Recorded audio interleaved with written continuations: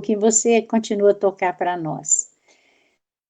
Vamos então, meus irmãos, dar início à nossa penúltima reunião do ano, do mês de dezembro, do ano de 2020.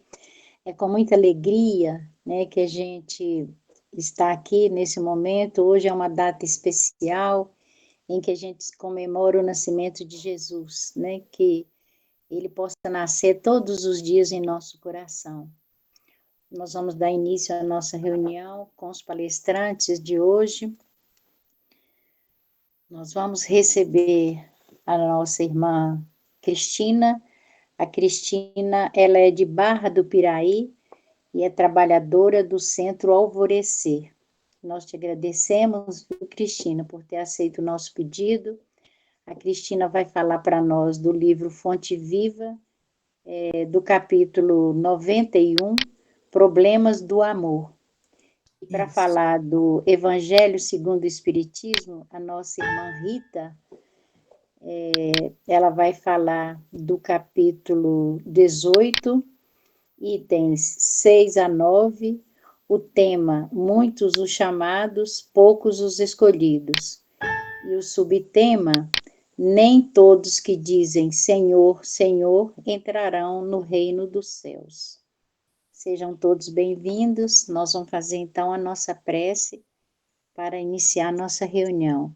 Logo após a prece, Cristina, você pode iniciar a sua fala.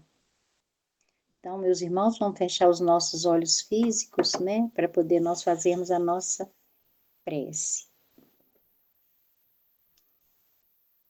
Senhor Jesus, nesta noite santa, depositamos diante de tua manjedoura todos os sonhos, todas as lágrimas e esperanças contidos em nossos corações. Pedimos, Senhor, por aqueles que choram sem ter quem lhes enxugue uma lágrima, por aqueles que gemem sem ter quem escute o seu clamor. Suplicamos por aqueles que te buscam sem saber ao certo onde te encontrar. Para tantos que gritam paz quando nada mais podem gritar. Abençoa, Jesus querido, cada pessoa do planeta Terra, colocando em seu coração um pouco da luz eterna que vieste acender na noite escura de nossa fé. Abençoa, Jesus, a nossa irmã Cristina, a nossa irmã Rita, que falará para nós do teu evangelho.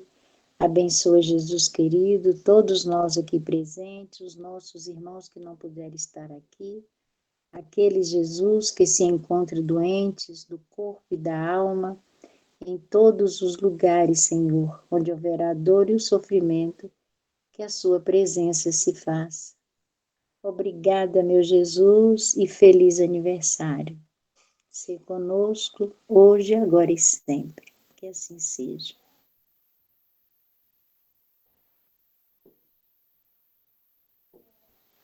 Cristina. Pronto. Gente, para aqueles que eu ainda não falei, que não estavam aí ainda, o meu boa noite, tá? E o meu agradecimento por essa oportunidade da gente estar junto nesse dia tão especial, né? Eu vou dar uma lidinha rápida na lição para a gente poder, então, comentar, né? Como você já disse, é o capítulo 91 do Fonte Viva, Problemas do Amor. Que o vosso amor cresça cada vez mais no pleno conhecimento e em todo o discernimento. Quem disse foi Paulo aos Filipenses, no capítulo 1, versículo 9. O amor é a força divina do universo.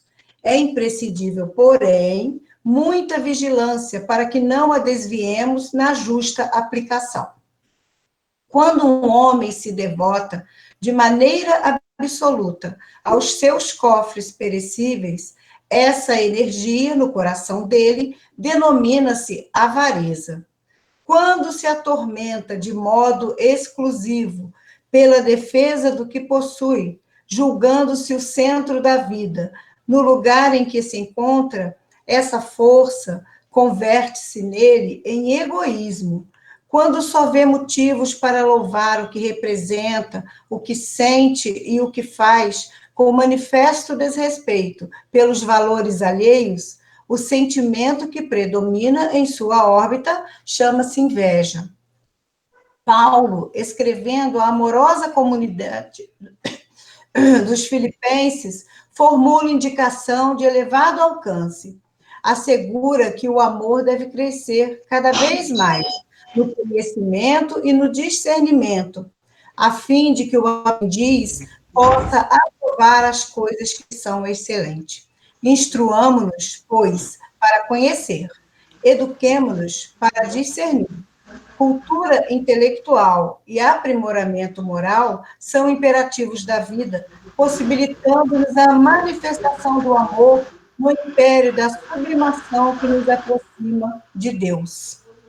Atendamos ao conselho apostólico e cresçamos em valores espirituais à eternidade, porque muitas vezes o nosso amor é simplesmente querer, e tão somente com o querer é possível desfigurar impensadamente os mais belos quadros da vida.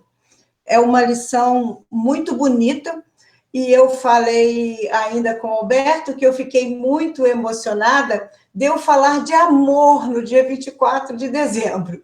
Foi uma coisa, assim, muito legal. Como não existe coincidência, a gente sabe que isso tem alguma coisa a ver, talvez seja para tocar algo a mais em nossos corações e a gente aprender verdadeiramente a amar, porque a gente ainda não sabe. Como ele vem falando aqui na lição, a gente deposita o nosso amor nas coisas mais diversas e às vezes esquece de ter esse sentimento verdadeiro por aqueles que convivem conosco, pelo irmão que a gente encontra pelo caminho, necessitando de algo a mais, às vezes com aqueles que estão dentro do nosso lar, com os filhos, porque às vezes, a título de amar, a gente não educa um filho. A gente usa o amor desregrado, dá tudo, faz tudo, cede tudo, com o intuito de que está amando, e na realidade não está deseducando. E ele vem chamando a gente para isso. Ele fala que o amor é a força do universo. E que a gente precisa também se instruir para a gente saber direitinho como direcionar esta força, porque a gente deposita em coisas que não vão trazer o bem espiritual para nós. É como se ele falasse assim: onde está o seu tesouro, ali está o seu coração, que foi o que Jesus ensinou para nós. E a gente tem que meditar muito, pensar muito para onde a gente quer direcionar isso, porque ele fala que a gente deposita nos cofres perecíveis, quer dizer, às vezes a gente passa uma vida pensando só na coisa material. Eu sempre conto lá no centro, o Alberto já vai lembrar dessa história, uma vez na sala mediúnica, na reunião de desobsessão, um senhor enviou o nome dele pedindo uma visita espiritual. E quando foi feita a visita, se manifestou um espírito debochando muito, mas muito mesmo dele, porque ele era um senhor de quase 80 anos, que trabalhava ainda na sua oficina e não tinha buscado nada de conhecimento de Jesus. Quer dizer, nesse patamar, né, que ele estava, ele ia retornar ao plano espiritual praticamente da mesma forma que ele reencarnou, porque ele só pensava em trabalhar, porque queria o bem-estar da família, queria ter a tranquilidade financeira, e a gente é muito preso ao lado material.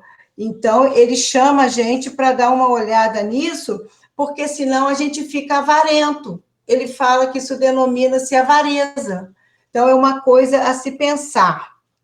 E ele vem chamando também atenção para o nosso egoísmo, Porque não parece, mas nós somos muito egoístas.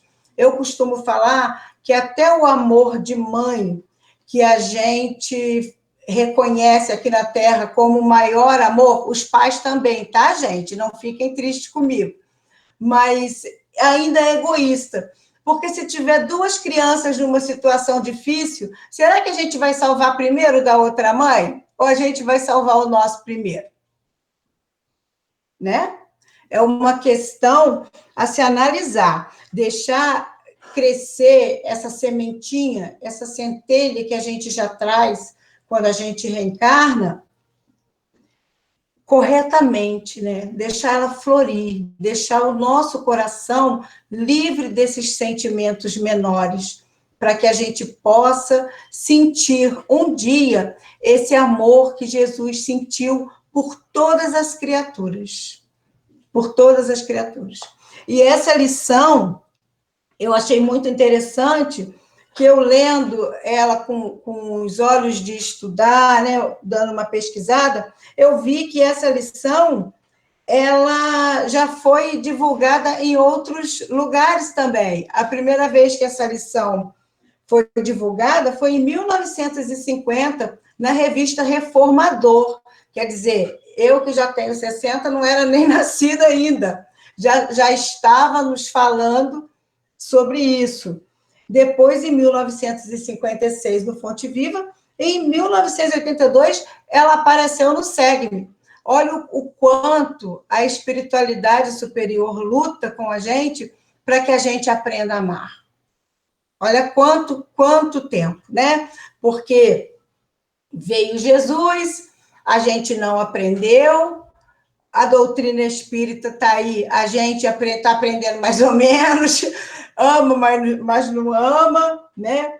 E no finalzinho, ele vem falando, né, que a cultura intelectual e aprimoramento moral são imperativos da vida, possibilitando a manifestação do amor.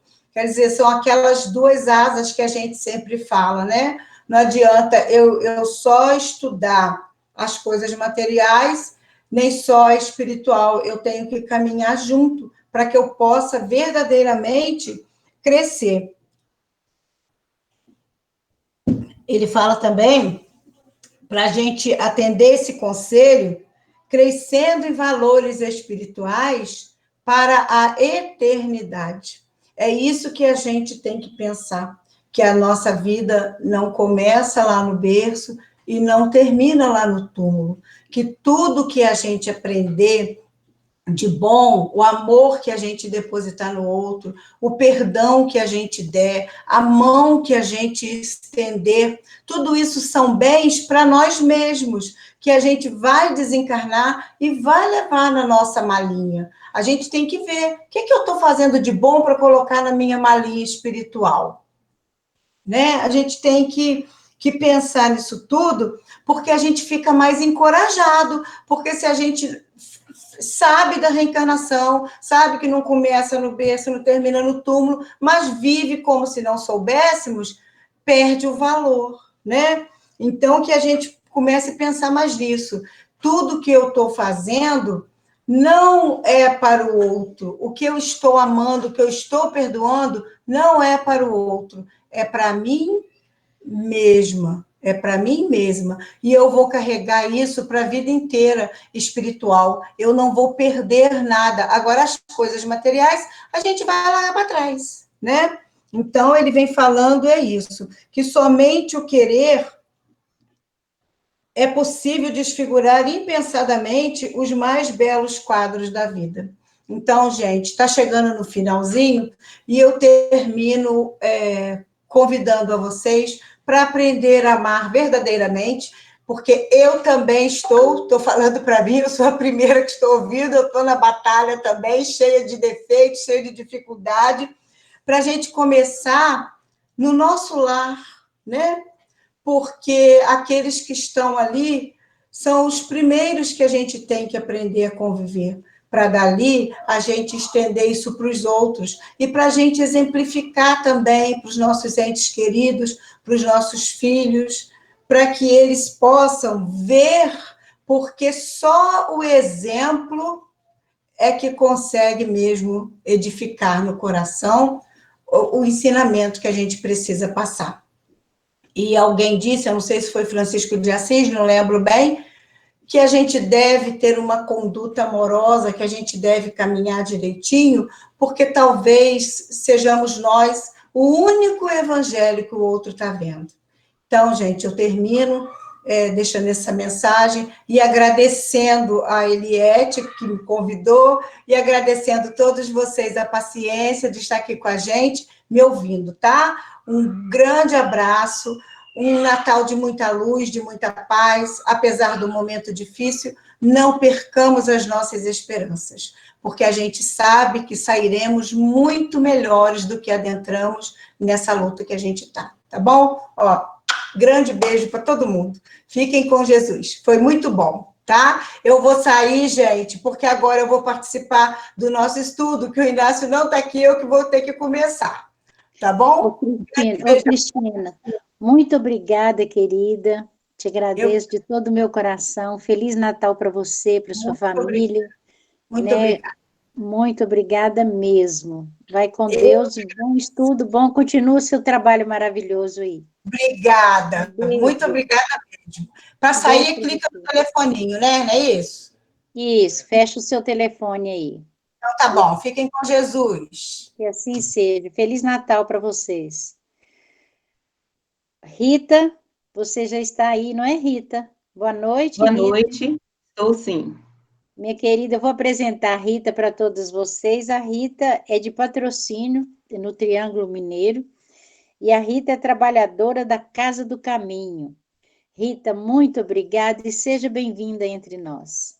Fique à vontade, Rita. A sua fala começa agora até às 20h15. Que Jesus te Eliette, ampare. muito obrigada pela acolhida, pelo convite e por estabelecermos, né, essa sintonia. Desde o dia em que você me fez o convite, que a gente vai organizando, tentando colocar as ideias proporcional ao momento de estudo, né? E para o estudo de hoje, é o capítulo 18 do Evangelho segundo o Espiritismo, muitos são chamados, poucos os escolhidos. O item 6. E esse item 6, aliás, todo o capítulo, dentro do contexto que traz, primeiro, a explicação de uma parábola, a parábola do festim de núpcias, né? A linguagem pedagógica, didática, e assim, assertiva de Jesus nos seus ensinos, à época e até os dias atuais. Como pedagogo atemporal, Jesus veio trazendo essa estratégia de se fazer entendido. E nesse capítulo, que é o capítulo 18, ele começa falando, né, justamente de um rei que ia comemorar as núpcias de seu filho e fez o convite a muitos. E que mandou seus empregados irem fazer o convite a todos. Não lhe deram ouvidos. Mandou novamente, mandou os outros, e até que ele, a conclusão, né, da parábola, que não é o objeto da nossa conversa, mas que sempre deixa aquela expressão. Muitos são os chamados, poucos os escolhidos. E quando vai a explicação, né, quem são? Vai comparando. Ele começa, né, falando que o reino de Deus é semelhante àquele rei. Então, o rei mandou os profetas, mandou os sinais, mas tinha alguns que ainda não estavam alfabetizados, né, na linguagem divina. Aqueles profetas não se fizeram entendidos. Por fim, ele mandou o próprio Jesus trazer a mensagem e fazer o convite. E embora tenha sido extremamente didático, verdadeiro nas suas assertivas com as palavras, ainda foi crucificado. Foi temido pelos poderosos na época, que não sabiam fazer a distinção entre o que é transcendente aos nossos olhos físicos, né? E a conclusão dessa explicação do festim, né, das núpcias, é justamente isso. Muitos são convidados e poucos os escolhidos. Por que que esses escolhidos precisam dessa interpretação mais cuidadosa, né? E nós estamos vivendo um momento de transição planetária.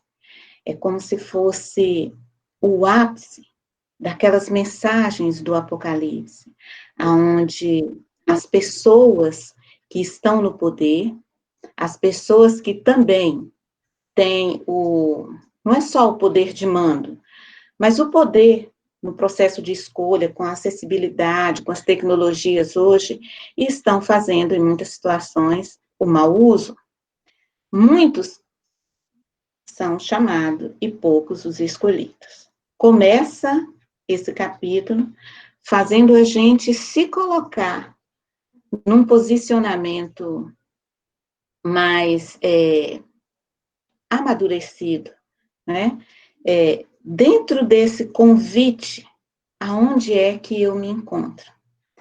E segue o capítulo com a porta estreita, que eu também não vou comentar, até chegar no nosso ponto focal aqui da conversa. Aqueles que dizem, que é o item 6, Senhor, Senhor, não entrarão todos no reino dos céus. E é retirado do Evangelho de Mateus, capítulo 7, versículo 21 a 27. Eu peço licença a vocês, porque esse vai ser o nosso ponto de partida da conversa, para que eu possa ler. Inicia. Aqueles que dizem Senhor, Senhor, não entrarão todos no reino dos céus, mas somente entrará aquele que faz a vontade do meu Pai que está no céu. Vários me dirão naquele dia, Senhor, Senhor, não profetizamos em teu nome? Não expulsamos os demônios em vosso nome e não fizemos vários milagres em vosso nome? E então eu lhe direi claramente: retirai-vos de mim, vós que fazeis obras de iniquidades. Todo aquele, pois, que ouve estas palavras que eu digo e as pratica, será comparado a um homem sábio que construiu a sua casa sobre a rocha. E logo que a chuva caiu e os rios transbordaram, vieram os ventos e sopraram, e se arrebataram sobre sua casa. Mas ela não tombou, porque ela estava fundada sobre a rocha. Mas todo aquele que ouve estas palavras que eu digo e não as pratica, será semelhante a um homem insensato, que construiu a sua casa sobre a areia.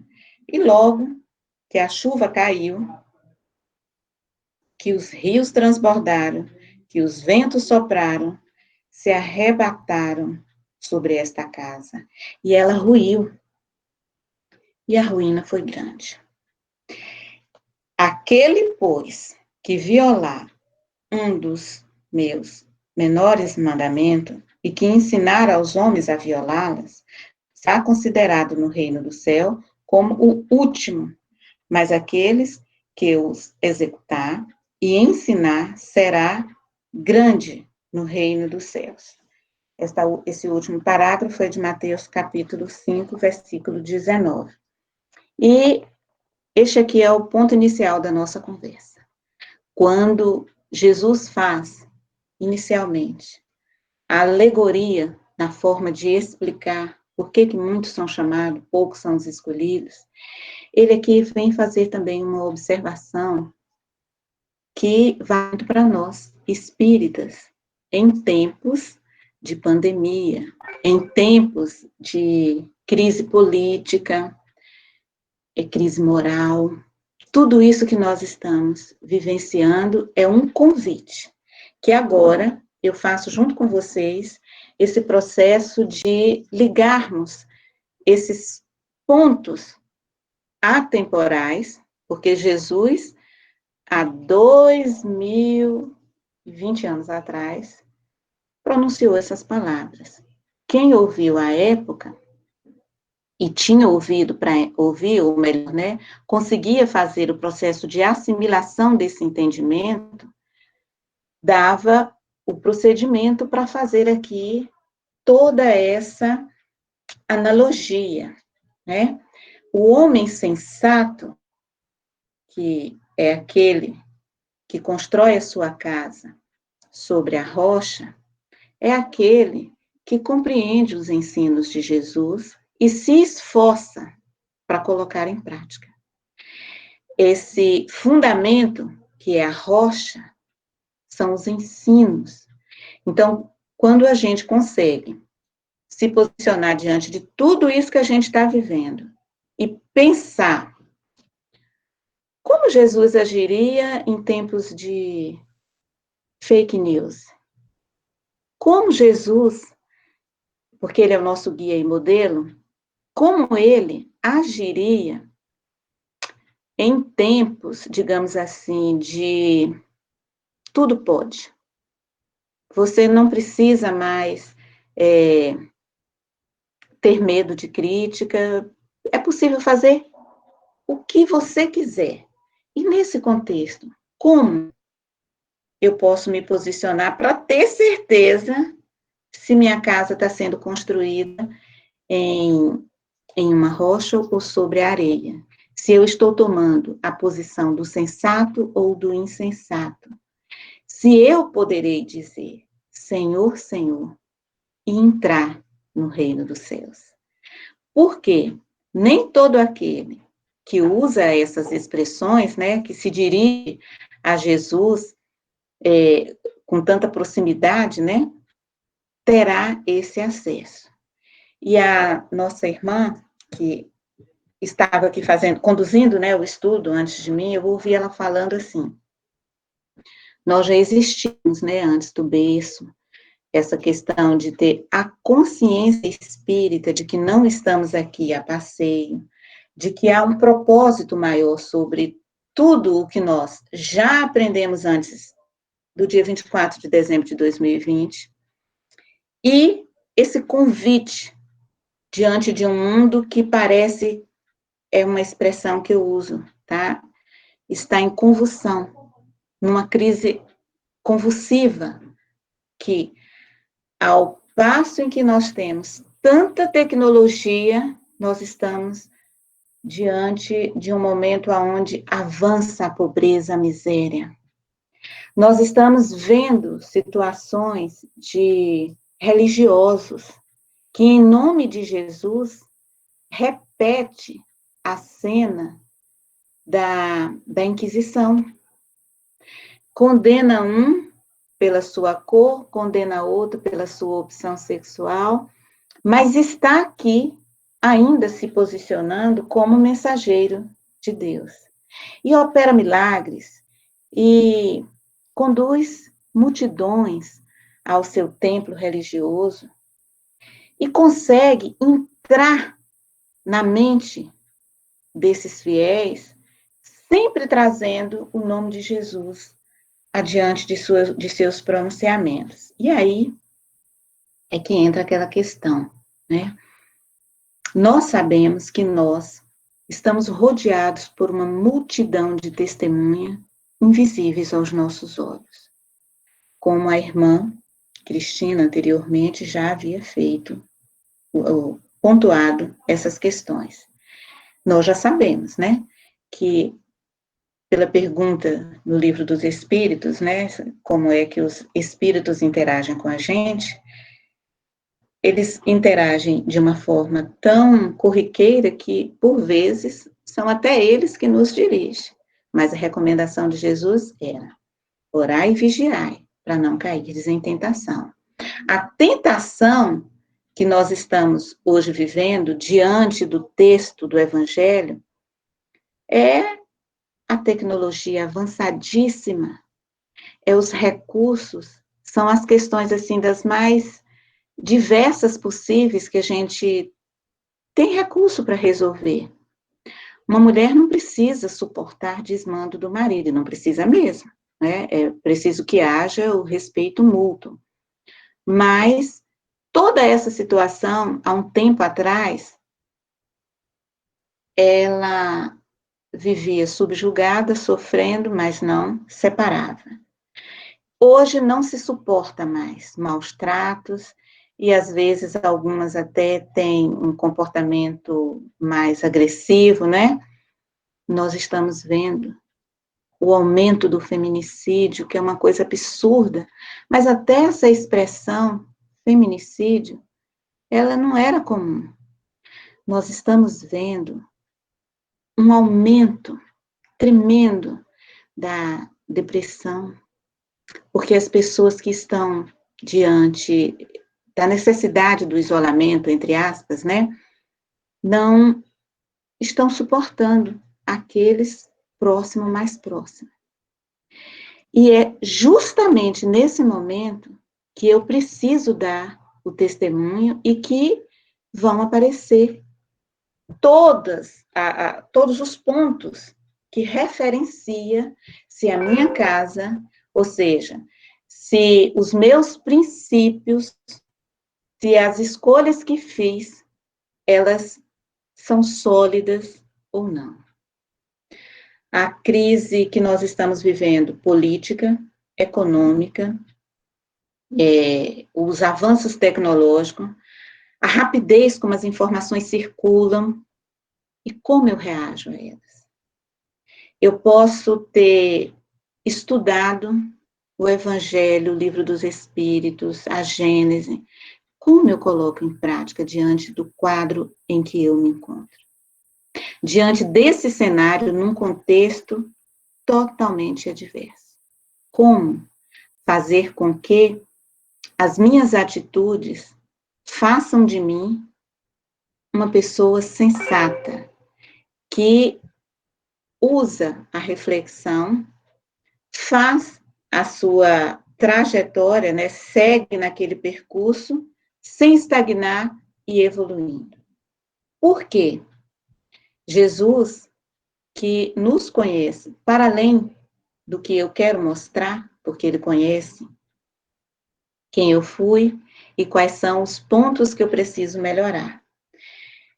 Ele sabe que se eu pratico a caridade, fazendo doação de 10 cestas básicas por mês, se eu vou ao centro, né, não em tempos agora, né, de pandemia, dou passe todos os dias da semana, participo de todos os trabalhos, mas se na minha casa eu não respeito as diferenças, se na minha profissão, eu exerci a profissão de professora durante 31 anos, eu discriminar os alunos, não é o meu caso, mas eu digo, seja lá qual for o exercício adotado para exercer a profissão, se eu discriminei, tratei com indiferença, eu não perdi uma oportunidade de me dar bem, e continuo dando passe, continuo fazendo os estudos, e lá na minha casa, guardo mágoas profundas de tempos passados, de palavras mal colocadas por outros, não consigo fazer uma transposição dos problemas que estão aparentemente colocados como as pedras do tropeço. Como eu vou agir diante de todo esse cenário? Sabendo e assim, por convicção, que não é o que eu quero mostrar que será visto por Jesus, mas aquilo que está oculto na essência da minha alma é que ele consegue absorver. Torna-se imprescindível nós aqui eu estou num grupo espírita, então, nós, espírita, entendermos a necessidade de darmos testemunho, começando pela nossa casa, com as pessoas mais difíceis de convivência, exercitando no nosso trabalho aquilo que é uma máxima, né, na doutrina espírita, a reforma íntima. Como eu posso dar testemunho de tudo que eu já aprendi nesse momento em que falar mal dos outros é tão fácil, é só mandar um zap. Às vezes nem precisa mandar, né? É só você pegar a expressão mal colocada por outro e passar para frente. Para você ser um bom funcionário, basta você chegar no horário e fazer as suas obrigações, ou você precisa ter o sentimento de empatia com seus colegas. Todas essas colocações, ainda que solta, no nosso contexto de estudo aqui, cada um vai entender, e muito bem, como é que nós vamos fazer a transposição didática, que é retirar dos livros, dos nossos ensinos e dos nossos estudos, tudo aquilo que agora, nesse ápice da transição planetária, eu preciso dar testemunho.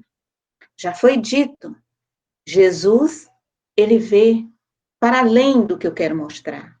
Ele sabe quais são as minhas intenções, mesmo que eu diga, não, nunca pensei isso, nunca eu agiria assim. Não é só o que eu digo, mas é especialmente o que eu faço. E esse é o convite de Jesus. Por quê? Aqui no texto ele faz assim uma associação, não é? Do dia em que nós vamos prestar conta de todas essas ações nossas, que é o dia em que você vai querer entrar no reino do céu. A linguagem é alegórica, né? Que é aquele dia em que você faz assim, Senhor, Senhor, eu profetizei em teu nome, eu expulsei demônios em teu nome, eu atuei em teu nome. Então, está garantido o meu lugar no céu. E Jesus vai dizer, afasta-te de mim. Porque as intenções, elas são análogas às nossas vibrações. E nós sabemos que o nosso pensamento, ele é capaz de emitir nas suas vibrações tonalidades. Aqui no corpo físico pesado e denso, eu não consigo ver quais são as emanações do pensamento da Eliane, da Dona Iracema, da Karina. Posso não ver, porque eu tenho os 5 sentidos comum a todos.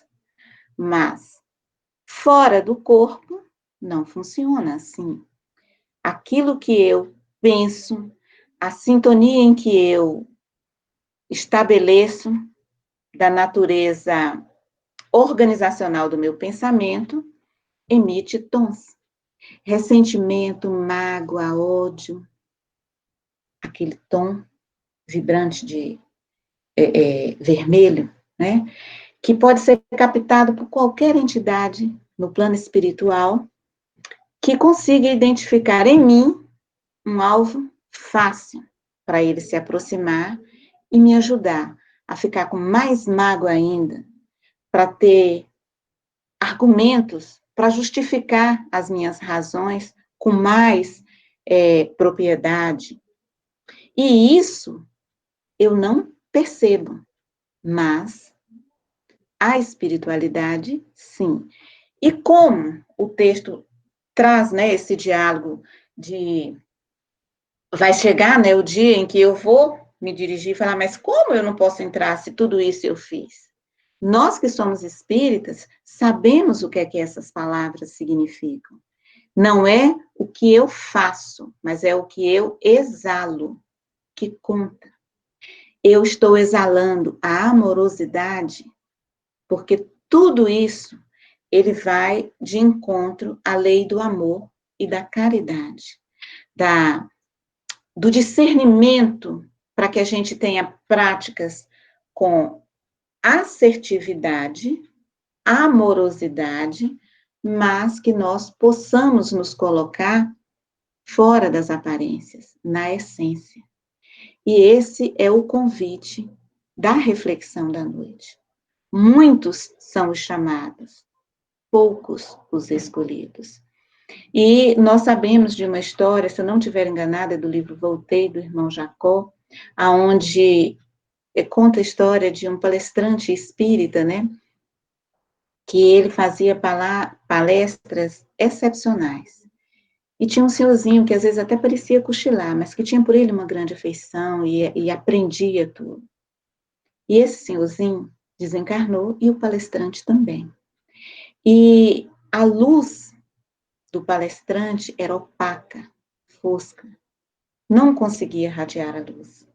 E a desse moço que ouvia as palestras dele, estava radiando com uma luminosidade encantadora. E, ao encontro, o palestrante fez essa pergunta, né? Mas como que aqui a gente está tão diferente, tal? As palavras não são essas, né? Está lá no livro.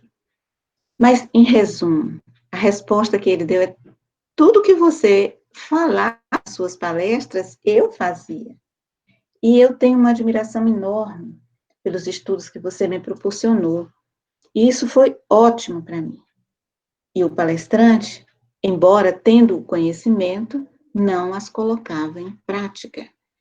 E todo o constrangimento, está relatado no livro, tá? Todo o constrangimento desse palestrante era justamente isso. Falava com encantamento, mas na prática não agia como deveria.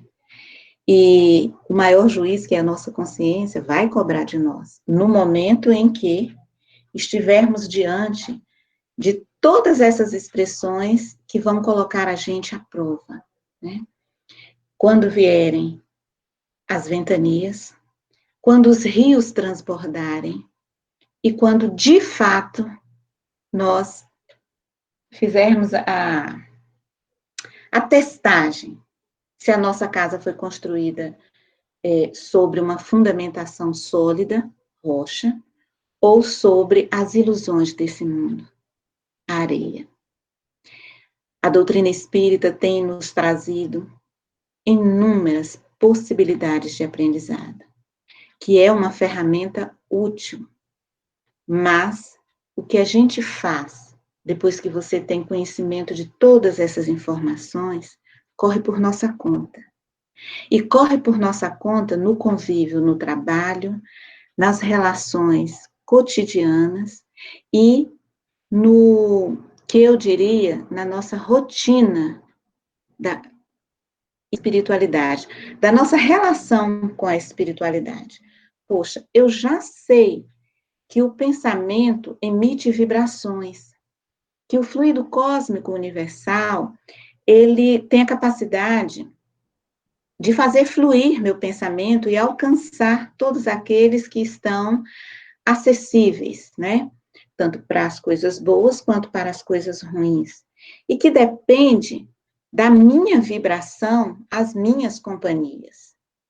E se eu identifico os pontos que eu preciso fazer a reforma íntima aqui dentro, os pontos que eu preciso melhorar, e deixo para depois, e acho que isso é problema de um ou de outro, e não assumo essa responsabilidade, eu estou diante de um comprometimento extremo, que é justamente esse, de poder diante desse momento, de prestar conta do que eu fiz, do tempo que eu tive aqui, do conhecimento que eu adquiri de uma forma tão esplêndida, com uma luminosidade tão bonita, que é a doutrina espírita, né? Nos ensina da continuidade da vida, fala que nós somos herdeiros de nós mesmos, que todas as nossas reencarnações são solidárias, nos diz que o modelo e guia que nós temos para seguir é Jesus. Então, eu não posso idolatrar ou achar que governo, chefe, presidente de centro, é perfeito. Não. Eu tenho um modelo e guia a seguir, que é Jesus. Eu preciso me reportar sempre às condições em que ele possa me orientar. E se Jesus estivesse com uma situação na família como a que eu estou, diante de uma oração, a resposta chega pela intuição, porque eu já sei como vêm essas comunicações. São tantas as informações que a doutrina nos trouxe e que o item seguinte a esse capítulo é: a quem muito foi dado, muito será cobrado, que eu imagino que deva ser tratado em uma outra oportunidade. Mas é justamente isso. Com tantas informações que nós tivemos e que já acumulamos até aqui, o que eu faço? Dá para a gente pensar, posso continuar como eu estou? E dá para melhorar? Minha conexão com o divino está harmônica? Eu preciso modificar? Em que ponto eu preciso de fazer os ajustes? Aonde estão as arestas do meu caminho para que eu não ouça da minha consciência, na linguagem alegórica, né? Afasta-te de mim. Estamos vivendo um momento de transição planetária, aonde a quem muito foi dado, muito será cobrado. E que nem todos que disseram Senhor, Senhor, terá como ficar na terra. Porque a terra, caminhando para este mundo de provas e expiação, para o mundo de regeneração, fará agora esta seleção. E assim, percebo que meu tempo se encerra, às 20h15. Encerro também o nosso ponto de estudo, agradecendo a oportunidade e pedindo à espiritualidade que nos dê pleno discernimento, para que nós possamos construir os nossos valores sobre a rocha, que é Jesus, nosso modelo e guia. Muito obrigado pela oportunidade e uma boa noite a todos. Rita, nós te agradecemos, querida, por você ter aceito, né, o nosso convite. Desejo a você um Feliz Natal, para você e sua família, que Jesus te abençoe. E eu gostaria que você fizesse a prece de encerramento para nós. Em seguida, o Fernando, poderia pedir a Ana para tocar mais uma música, se puder, se der tempo. Ela está nos ouvindo aqui, ela vai tocar. Então tá bom. Aí logo após, Rita, logo após a música, você pode fazer a prece de encerramento. Você tem algum recadinho, Fernando? Não, eu tenho que agradecer a todos vocês por esse ano de convivência, desejar um excelente Natal para todos. E amanhã, por volta das 18 horas, um pouquinho antes, nós vamos disponibilizar no grupo. O link vai ter uma apresentação da Orquestra Jovem de Sete Lagoas, uma apresentação de Natal pelo YouTube. Então, eu vou disponibilizar para aqueles que gostam de ouvir orquestra, então fica lá. No mais, agradecer a Rita pela palestra e passar para a Anelisa. Rita, então logo após a música, você pode fazer a prece de encerramento? Tudo bem.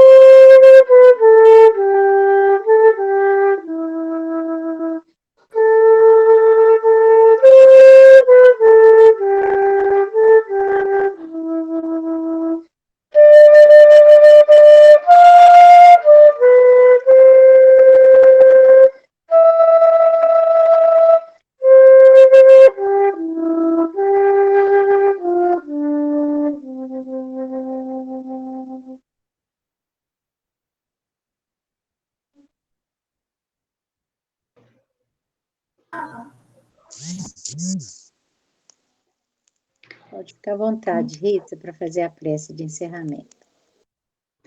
Convido a todos presentes nessa sala de reuniões virtuais a elevarmos o nosso pensamento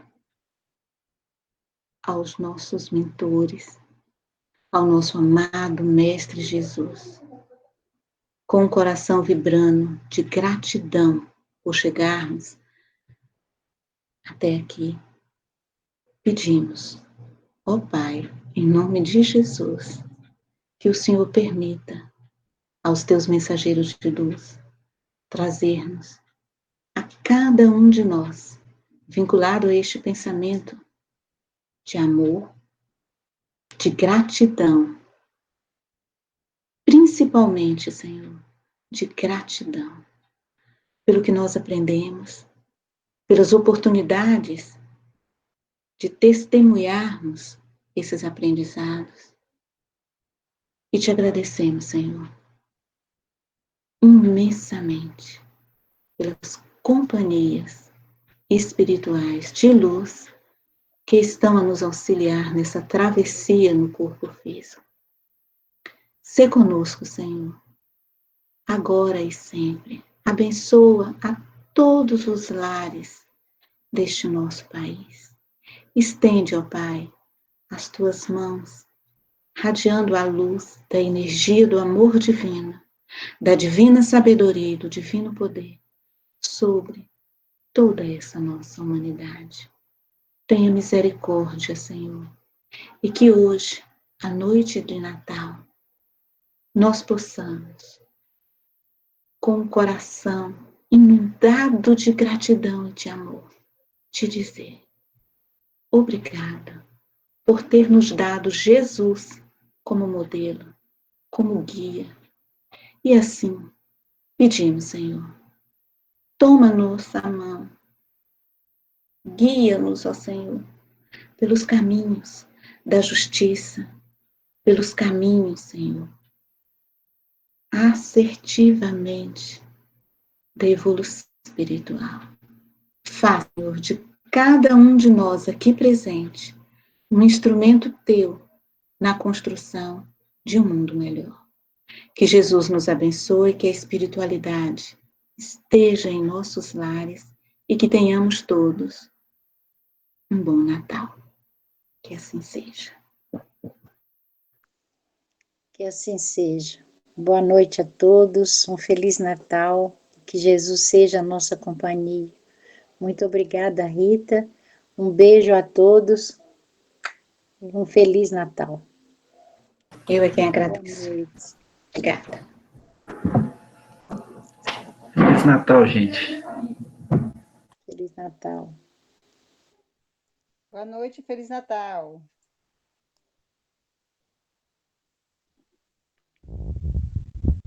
Feliz Natal, pessoal. Um beijo para todo mundo. Boa noite, Feliz Natal para todos. E um beijo. Boa noite para vocês também. Feliz Natal. Um beijo. Beijo para você também, Zi. Ei, Zinaida, Feliz Natal. Boa noite, gente. Feliz Natal.